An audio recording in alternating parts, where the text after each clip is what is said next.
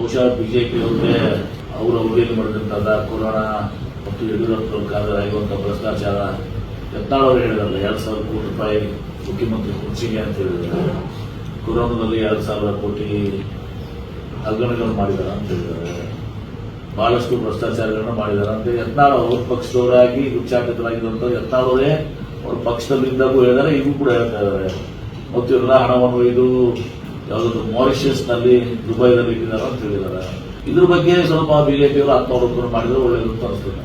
ನಮ್ಮ ಕಾಂಗ್ರೆಸ್ನಲ್ಲಿ ಯಾವುದೇ ರೀತಿ ಭ್ರಷ್ಟಾಚಾರಗಳಿಲ್ಲ. ಇವತ್ತು ನಾವು ಜನರ ಕಲ್ಯಾಣಕ್ಕಾಗಿ 5 ಗ್ಯಾರಂಟಿಗಳನ್ನು ಕೊಟ್ಟಿದ್ದೀವಿ, ಅಭಿವೃದ್ಧಿ ಕೆಲಸಗಳು ಮಾಡ್ತಾ ಇದ್ದೀವಿ. ಇನ್ನೂ ಹೆಚ್ಚಿನ ಕೆಲಸಗಳು ಈಗ ಆಗ್ತವೆ. ಮುಖ್ಯಮಂತ್ರಿಗಳು 16ನೇ ಬಜೆಟ್ ಮಾಡಿದ್ದಾರೆ. ಅವ್ರಿಗೆ ಅನುಭವ ಇದೆ, ಯಾವ ರೀತಿ ಈ ರಾಜ್ಯವನ್ನು ಮುನ್ನಡೆಸ್ಕೋಬೇಕು, ಗ್ಯಾರಂಟಿಗಳಿಗೂ ಹಣ ಕೊಡಬೇಕು, ಈ ಅಭಿವೃದ್ಧಿಗೂ ಕೂಡ ಕೊಡಬೇಕು. ಬಿಜೆಪಿಯವರಿಗೆ ಬಹುಶಃ ಅವರು ಈ ಅಟೆನ್ಷನ್ ಡೈವರ್ಟ್ ಮಾಡಕ್ಕೆ ಮಾಡ್ತಾರೆ. ಯಾಕಂದ್ರೆ ಅವರಲ್ಲಿ ಏನೋ ಯತ್ನಾಳ್ ಉಚ್ಚಾಟನೆ ಆಗುವುದು ಅಂದ್ರೆ ಅವರಲ್ಲಿರುವಂತಹದ್ದೇನೋ 20 ಬಾಗಿಲುಗಳು ಅದಾವೆ. ಯಾರು ಒಬ್ಬರು ಲೀಡರ್ ಅಂತ ಹೇಳ್ಬಿಡಿ, ವಿಜೇಂದ್ರ ಒಂದ್ ಕಡೆ, ಯಡಿಯೂರಪ್ಪ ಒಂದ್ ಕಡೆ, ಅಶೋಕ್ ಒಂದು, ಅಶ್ವಥ್ ನಾರಾಯಣ್ ಒಂದು, ಎಲ್ಲರಿಗೂ ಒಂದೊಂದು ಕಡೆ ಬಾಗಿಲುಗಳು. ಅವರ ಪಾರ್ಟಿ ಬಹಳ ಕೆಟ್ಟ ಪರಿಸ್ಥಿತಿಯಲ್ಲಿತ್ತು. ಬಿಜೆಪಿ ರಾಜ್ಯದಲ್ಲಿ ಅಭಿವೃದ್ಧಿ ಉಳಿದಿದೆ. ಅದಕ್ಕೆ ಅಟೆನ್ಷನ್ ಡೈವರ್ಟ್ ಮಾಡಲಿಕ್ಕೆ ಒಂದು ಬಹುಶಃ ಇದನ್ನು ನಾಟಕ ಹೊಡೆದಿರ್ಬೋದು. ಈ ನಾಟಕ ಯಶಸ್ವಿ ಆಗುವುದಿಲ್ಲ.